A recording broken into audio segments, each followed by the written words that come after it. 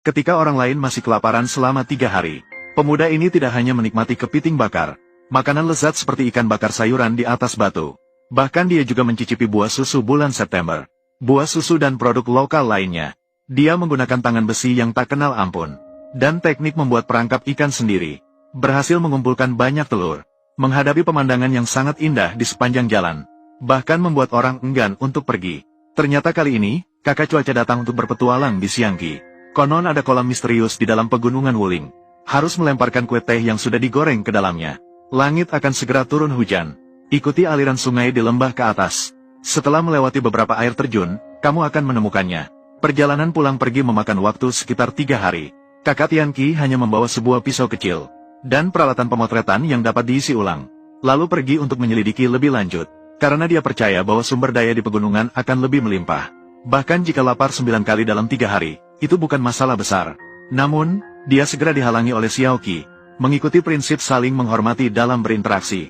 Selama mengenakan kaos kaki beraroma daging ikan, percaya bahwa itu akan segera terjadi. Bibi kecil di dalam sungai akan secara otomatis mendekat ke sudut acar tua Tianqi. Setelah mendarat, Tianqi dengan senang hati mendapatkan beberapa buah jujube asam.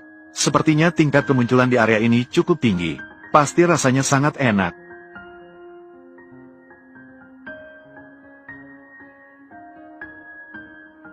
Menjadi busuk. Gelombang ini benar-benar merugikan, kehilangan buah dan juga air liur. Melangkah kembali beberapa puluh langkah, tiba-tiba menjadi jelas. Dia segera menemukan jenis buah lain. Dikenal sebagai buah Houghton, juga disebut sebagai makanan penyelamat. Di masa lalu ketika sumber daya langka dan makanan sulit didapat, bisa memakan buah ini untuk menyelamatkan diri. Tak disangka, kaki Tianqi yang wangi, ternyata benar-benar menarik ikan kecil untuk datang. Sekarang bisa menggunakan cara kuno, menukarkan dengan ikan kecil. Jadi, kakak cuaca langsung berubah menjadi mesin pelontar raksasa. Selama proses serangan peluru, bahkan secara tidak sengaja menghancurkan sebuah batu. Harapannya, dengan gegar otak fisik bisa membuat ikan kecil pingsan seketika. Sebenarnya, cara yang ditemukan kakak cuaca ini masih sangat berguna. Setidaknya, air sungai liar dan batu-batu sudah menyerah. Setelah merekam untuk beberapa waktu, dia akhirnya bisa menggunakan keterampilan pengumpulan maksimalnya. Mendapatkan beberapa kaki bebek yang baunya mirip seledri. Tanpa alat memasak dan sumber api, dia tidak bisa langsung menunjukkan sapi tua makan rumput muda. Jadi, memanggil Dewa Api menjadi tugas yang harus diselesaikan saat ini. Kali ini kakak cuaca bersiap mengambil api melalui tarikan ekstrim bambu dan pohon. Ini adalah metode pengambilan api yang cukup kuno. Karena tidak menemukan tali yang cocok, saya hanya bisa menggunakan bilah bambu sebagai pengganti.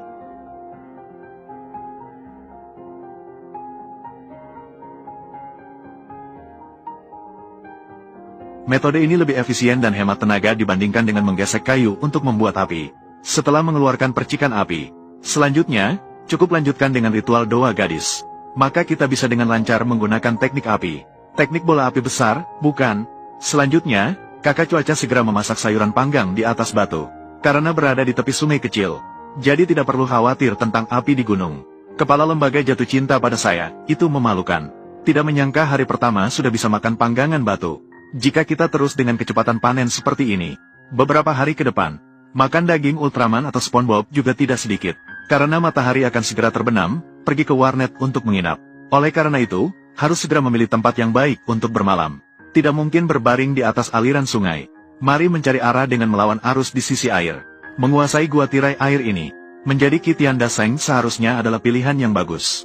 Hanya saja, tanpa sengaja saya menjadi manusia gua di puncak gunung lagi. Malam ini hanya bisa makan makanan beku lama dan hidup dengan susah payah. Yang lebih memalukan adalah, seiring dengan turunnya suhu malam, Tianqi hanya bisa menjaga suhu tubuhnya dengan berolahraga. Semoga pasukan lokal dari produk khas tidak datang. Mari serang saat kesempatan muncul. Keesokan paginya, Tianqi melanjutkan perjalanan melewati pemandangan indah ini. Bisa langsung merekam pembicaraan kecil di tempat ini. Semoga bisa segera menemukan catatan legenda tentang tanah Peach Blossom. Tak lama kemudian, Tianqi akhirnya mencium aroma peralatan yang meledak. Ternyata di sini tumbuh sebuah buah raksasa, yang disebut dengan nama Jiu Yue Huang.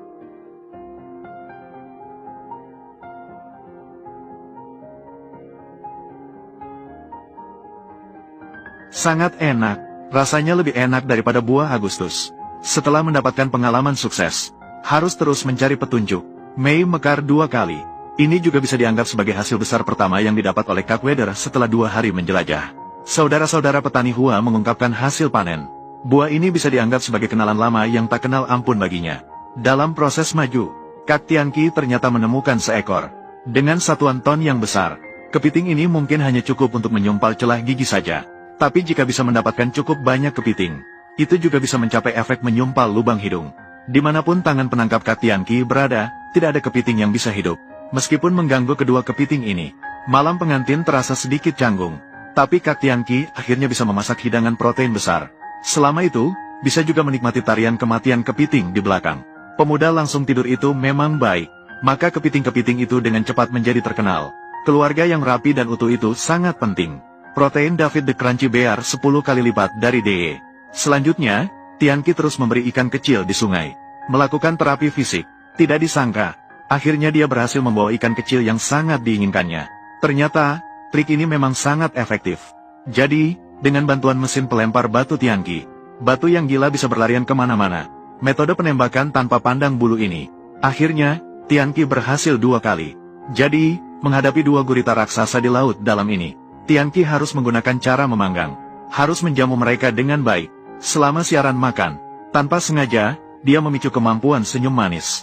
Percaya bahwa dalam 2 hari ke depan, jika berusaha sedikit lebih keras untuk makan, mendapatkan ikan mas juga bukan hal yang mustahil, kan? Seperti buah kalkun yang bisa ditemukan di mana-mana. Tentu saja, itu adalah cadangan makanan yang baik. Setelah beberapa waktu perjalanan, Tianqi harus mencari tempat untuk bermalam lagi. Malam ini dia berencana membuat hammock dari anyaman rotan. Tinggal di atas tanah. Ini bagi Guangdong Tano sungguh mudah dilakukan. Jika membuat perapian di bawah, dia bahkan bisa menjadi ahli arkeologi. Tidak rugi sedikit pun. Pagi hari ketiga, Tianqi akhirnya tiba di kaki kolam legendaris. Selanjutnya, dia langsung menjadi penyair. Air terjun mengalir deras. Jadi, kami tertipu. Sebenarnya ingin membuat puisi. Tanpa budaya, satu kalimat bisa menjelajahi dunia. Di mana kolam yang katanya dalam puluhan meter, tapi bisa selfie beberapa foto wanita cantik mandi di sini. Sekelilingnya adalah tebing curam hampir 90 derajat. Di sekelilingnya terdapat tebing curam yang hampir 90 derajat. Tidak bisa melaluinya. Menurut yang dikatakan oleh Tuan, buang 1 buah teh ke dalam kolam. Langit akan hujan. Sebenarnya ini adalah air terjun kecil di kedua sisi ngarai. Tetesan air mengambang ke bawah. Dan di sana, di air terjun, tetesan air kecil yang ditiup angin dari ngarai. Sangat mudah memberikan ilusi. Ini tidak lebih menarik daripada masuk ke dalam sains dengan si suka minum air panas. Apakah ini lebih menarik? Meskipun menghabiskan waktu 3 hari, tapi pemandangan indah yang dilihat Tianqi sepanjang perjalanan, bisa dibilang sangat menawan. Begitu banyak keindahan yang tak terhitung. Anggap saja ini adalah tingkat kesulitan neraka untuk piknik siswa SD. Dalam proses menekan tombol kembali ke kota, dia bahkan melihat banyak ikan kakap yang santai di dalam air. Ikan kakap yang santai dikirim untuk digunakan saat istirahat. Keponakan menangkap ikan kecil adalah trik jitu si kakak cuaca. Di awal, beberapa alat bambu diletakkan di samping. Sebentar lagi server nasional Kuangti akan online. Kakak cuaca bahkan menyisipkan beberapa daun di dalamnya, agar ikan kecil yang terjebak bisa tenang. Selanjutnya, bisa bersaing dengan aliran sungai. Bahkan mengambil keponakan yang segar, melakukan output dengan satu aliran secara gila-gilaan, hingga mengeluarkan kilatan, efek fisik dari listrik 5 cambuk. Barulah Tianqi Ge memeriksa hasil tangkapan ikan. Ternyata berhasil menangkap 2 ikan kecil dan beberapa kecebong. Sebenarnya ingin mengembalikan semua ikan kecil ini ke dalam air. Namun sayangnya salah satu ikan sudah melayang ke angkasa. Jika memungkinkan, Tianqi Ge sangat ingin memberikan pernapasan buatan untuk menyelamatkannya.